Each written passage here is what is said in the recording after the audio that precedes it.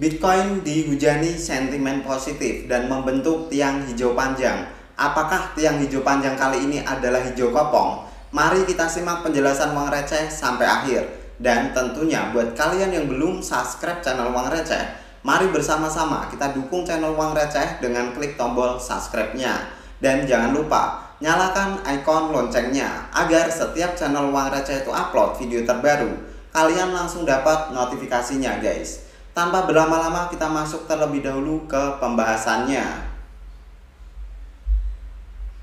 Yang pertama kita mulai dari investing.com. Di tanggal 29 kemarin ada rilis data penting yang impactnya cukup positif terhadap inflasi di Amerika Serikat.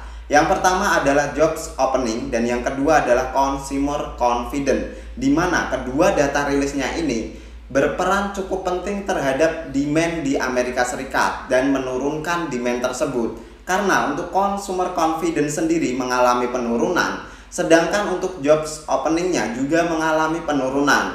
Dan sekali lagi, kalau demand itu menurun dan supply itu tetap, ada kemungkinan besar inflasi juga akan ikut turun. Dan hal ini ternyata terpengaruh terhadap keputusan The Fed dalam menentukan decision di next FOMC. Akankah menaikkan suku bunga ataukah bertahan dengan suku bunga yang lama dan memantau data lebih lanjut lagi di beberapa bulan ke depan. Untuk sentimen yang selanjutnya itu datang dari Grayscale dan juga Twitter. Ada kabarnya untuk Bitcoin ETF spot dari Grayscale itu disetujui oleh SEC. Bukan disetujui sih, lebih tepatnya adalah menang di dalam persidangan. Coba kita akan buka terlebih dahulu.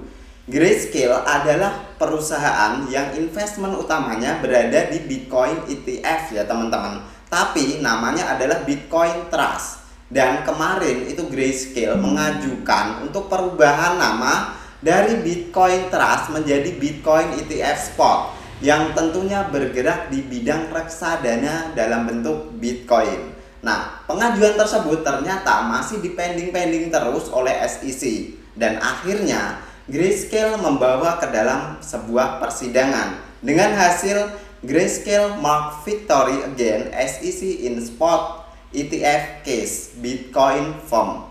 Nah, dari artikel ini kita bisa mengindikasikan bahwa Grayscale itu menang terhadap tuntutannya dalam mengajukan reksadana Bitcoin ETF spot. Dan perlu kalian ketahui, di bulan Mei lalu tepat sekali ada ARK Investment, after itu ada BlackRock dan berbagai investor besar itu turut mengajukan Bitcoin ETF spot, dan sampai sekarang ternyata belum disetujui juga. Bahkan untuk decisionnya diundur sampai Januari tahun 2024. Dan berkat hal ini investor kembali berspekulasi, kalau punya Grayscale aja disetujui, bagaimana dengan BlackRock, Fidelity, dan yang lain sebagainya?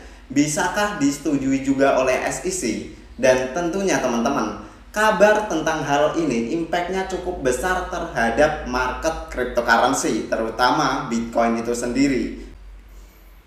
Sentimen selanjutnya datang dari X atau Twitter, Obtain License Required for Virtual Currency, di mana belakangan ini ternyata Twitter sudah mendapatkan license untuk melakukan penjualan aset kripto atau berinvestasi di produk cryptocurrency. Dan bisa kita geser ke bagian bawah.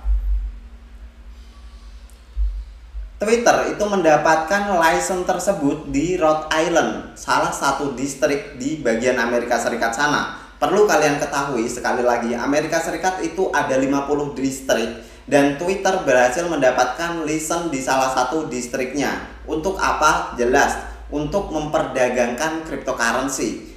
Di sini investor kembali berspekulasi, akankah di kemudian hari Twitter dengan pengguna internasional yang cukup banyak menggunakan payment crypto sebagai salah satu sistem pembayarannya, ataukah Twitter nanti di kemudian hari dengan user yang sebegitu banyak akan membuat bursa kripto sendiri? Ini masih menjadi pertanyaan karena produk dari kripto yang diluncurkan oleh Twitter memang belum resmi rilis ke publik, dan kemungkinan tersebut bisa aja terjadi, terutama dari segi sistem payment dan exchange berlogo X. Bagaimana menurut kalian? Kemungkinan keren nggak untuk adopsi massal semakin dekat terhadap cryptocurrency? Nah, berkat beberapa sentimen positif di minggu ini, kita melihat Bitcoin itu berhasil break dari beberapa resistennya dengan cukup impulsif.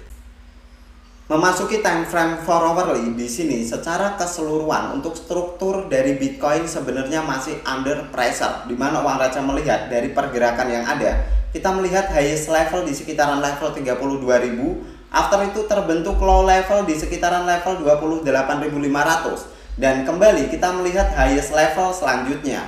Dan potensi sekarang adalah potensi low level dari pergerakan sebelumnya yang sudah terbentuk. Dan peningkatan Bitcoin yang sekarang adalah potensi untuk tes ke level lower high dari pergerakan sebelumnya. Jadi secara keseluruhan Bitcoin masih tertekan oleh seller dalam struktur yang cukup cantik dalam meneruskan pergerakannya untuk turun ke bawah. Tapi selain itu teman-teman, beberapa hal yang harus kita lihat untuk Bitcoin bisa kembali bullish di time frame 4 hourly. Bitcoin harus berhasil break di sekitaran level 28.500 dan berhasil maintain di sekitaran area sana.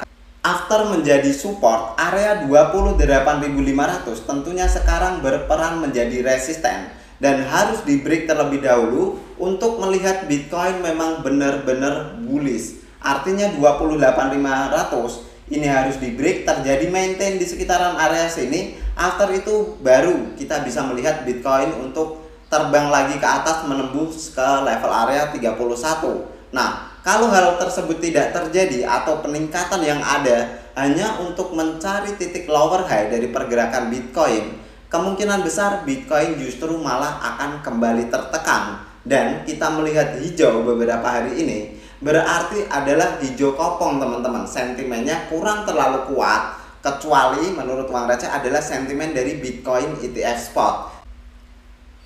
Selain dari struktur yang ada sebenarnya, kalau kita cek pakai Fibonacci, kita tarik dari lower high-nya menuju lower low-nya,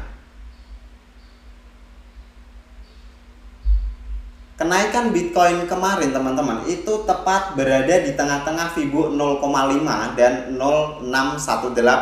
Artinya unsur pertama dari penurunan ini sudah tercapai. Biasanya kalau kalian yang sering menggunakan analisis menggunakan Fibonacci, di saat sebuah aset itu turun, kita akan menarik garis dari swing high-nya menuju swing low-nya. Biasanya akan terjadi pemantulan di sekitaran level 0,5 sampai 0,618 dan unsur ini sudah terpenuhi. Artinya di sekitaran area sini tepat Bitcoin menemui resisten, Bitcoin langsung kena reject teman-teman. Dan selain itu yang perlu kalian perhatikan juga, akankah reject Bitcoin di time frame 4 hourly ini bisa menekan Bitcoin untuk under dari EMA 21? Karena EMA 21 di time frame 4 hourly ini juga berperan cukup penting dalam pergerakan Bitcoin. Kita melihat setiap Bitcoin under dari EMA 21, kemungkinan besar Bitcoin akan masih melanjutkan penurunannya atau tertekan oleh seller. Tapi jika mau melihat Bitcoin bullish, Bitcoin harus berhasil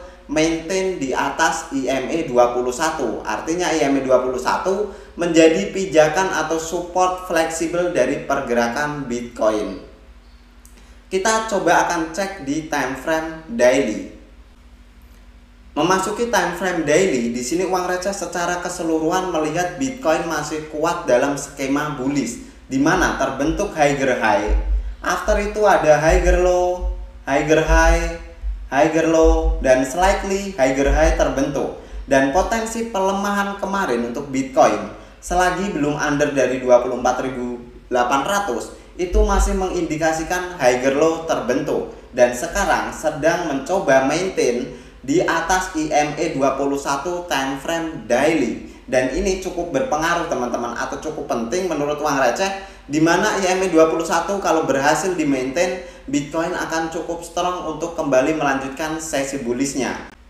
Ini masih make sense dengan analisis uang receh yang kemarin uang receh sudah sempat bagikan, di mana uang receh berpikiran Bitcoin akan mengisi di sekitaran area imbalance dan after itu terisi tinggal Bitcoin untuk make decisionnya mau kembali break ke atas ataukah melanjutkan sesi penurunannya ke bawah untuk sekali lagi retest ke kisaran level 25.000. Dan selain dari struktur tersebut, di sini uang receh juga melihat bahwa pergerakan Bitcoin di time frame daily ini mengindikasikan bahwa kemarin di sekitaran tanggal 15 Juli kita melihat Bitcoin ETF spot pada saat pertama kali diajukan oleh BlackRock itu memicu pasar untuk kembali berspekulasi melihat atau melakukan pembelian Bitcoin. Dan kenaikan Bitcoin kali ini juga tidak lepas dari sentimen Bitcoin ETF spot. Jadi teman-teman, narasinya memang sedang berjalan di Bitcoin ETF spot. Jadi kalau itu disetujui ataukah itu ditolak, impactnya terhadap market cukup besar. Sekian dulu video uang receh pada kesempatan kali ini. Buat kalian yang tertarik bisa dibantu share ke teman kalian dan infokan ada informasi yang cukup menarik dari uang receh. Buat kalian yang punya pendapat berbeda, feel free untuk mengisi di kolom komentar. Thank you for watching this video. See you on the next video.